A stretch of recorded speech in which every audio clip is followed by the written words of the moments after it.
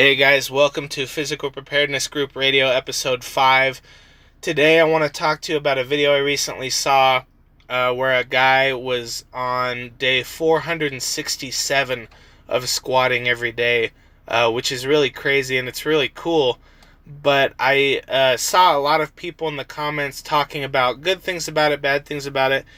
And I have seen people do squat every day type things, and so I wanted to talk about maybe some of the limitations of that type of training approach, because it is cool, it is fun.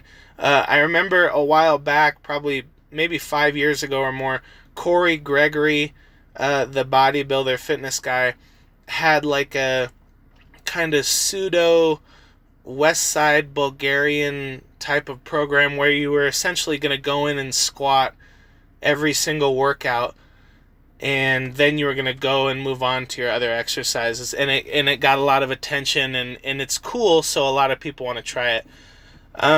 Like anything else in the gym, if you want to try something because it's fun, that's totally fine, and you can go ahead and do that. But I think, like in the last video where we talked a little bit about Liver King, there's lots of good stuff with a gimmick, but there's also lots of bad stuff with a gimmick, and it's important that we acknowledge the limitations when we're going into something like this.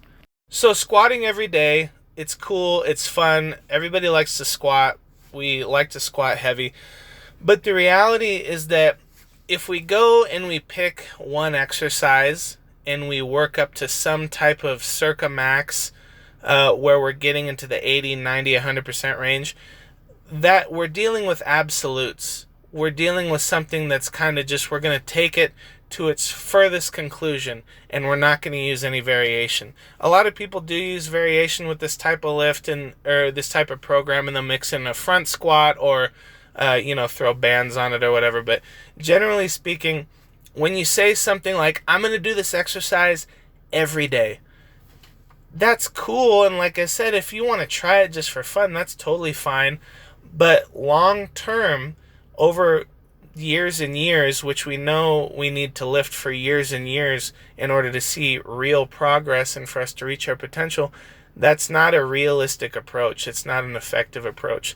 Because what's going to happen is you're going to see a huge jump in strength because your volume went way up, and the skill of the squat is, you're getting so much better at the skill of squatting that in the first month or 2 or 3, you're going to see a huge gain in your squat, but then after that, there's not really anywhere for us to go.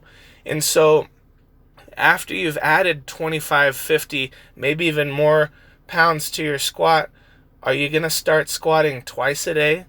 Are you going to start squatting a 5x5 in the morning and then a 3x8 in the afternoon? It kind of becomes unmanageable. It becomes almost impossible to continue to make progress if we're pushing ourselves to the limit and squatting every day just so that we can get to a 405 squat or a 500-pound squat. And so, although there's benefits to doing something with high frequency, and there's benefits to doing something with as high a frequency as squatting every day, like anything else, there's a dose response that comes with that treatment and with that program, and eventually you're going to have to do more in order to get a response out of what you're doing in the gym. And so you have to try and step back from the gimmicks, step back from the, oh, that looks so cool, squat every day, I can add 25 pounds to my squat in a month, which you might be able to do. I've seen it before with beginners and intermediates where they just start squatting every day and boom, 20, 30, 40 pounds sometimes.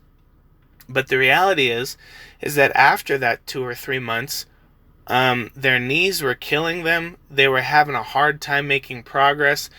And the 2 guys that I've worked with who are coming off of this squat every day thing, they had to take some time away from doing just squat specific stuff so that they could kind of let their body resensitize to the stimulus of squatting and then go back and start training in a more progressive manner. So hopefully that makes sense. The problem is that it doesn't leave us any room to grow. We're already squatting every day. And although a lot of people will use squat variations and they'll mix up the intensities and stuff like that to try and avoid essentially over fatiguing themselves and getting hurt and plateauing. When we're talking about over the course of years, squatting every day is just not a long-term plan. It's just not something that's going to allow you to make progress because there's nowhere to go from there. You're already squatting every day. So hopefully that makes sense. And for those of you guys who are newer to the fitness scene and lifting and stuff like that, go and check out Max Aeda. Some of his old podcasts with Mark Bell, I believe it's with Mark Bell. He talks specifically about his time with Bulgarian weightlifting coaches, where this squatting everyday type programming originated. Was Bulgarian weightlifting coaches who had their lifters come in multiple times a day and do back squats and snatches and clean and jerks, and it was a very high intensity, very high frequency, and very specific type of training program where they were doing their competition lifts multiple times a day and working up to something close to a heavy maximum set. And Max Aeda, if I remember correctly, did this for like more than a decade. And he doesn't even, go out, and he's not a proponent of it. So if somebody that was doing it for 13 years isn't a proponent of it, then that's probably a good indicator that there are some limitations that we need to think about when we are talking about this squatting everyday type of program. And he simply said what I was saying earlier, which is, there's nowhere to go. You'll make progress for a certain period of time, but after that, you just run into a wall and there's just nowhere else to go. And he talked about how he was super duper strong and he had reached a really elite level, but he kind of just started spinning his wheels after a while because it was so intense and so frequent that, he was totally missing out on doing 5 sets of 8 and sets of 10 and the hypertrophy effect that you can get from that. He was, constantly in pain and his knees are killing him and stuff like that because he's not undulating the intensity at all to allow his body to go through periods of recovery. He's just going as hard as possible, as often as possible. So this episode might sound a little bit rambly. I hope you're able to take some information away from it. But essentially the message here is that if you want to, you might see I did 100 kettlebell swings every day for 100 days. That's cool. That's fine. If you are strong enough and in shape enough to handle the stress of that type of training, or if you say, oh man, that looks really cool, I want to squat every day, I'm going to try that for 30 days. That's fine. That's cool. If you have the understanding on how to manage your fatigue and how to adjust the intensity appropriately so that you don't hurt yourself. But don't look at it as a long-term plan. Don't look at it as a long-term solution. Because there's no room for growth. And it's only one tool in the toolbox. And we have so many tools available to us when we talk about getting stronger and getting in better shape. And so there's no reason for us to limit ourselves to one tool. So hopefully that's helpful to you guys. Please like, subscribe. If you're not following me on Instagram, go to @physicalpreparednessgroup. Follow me there. I update information a lot more regularly.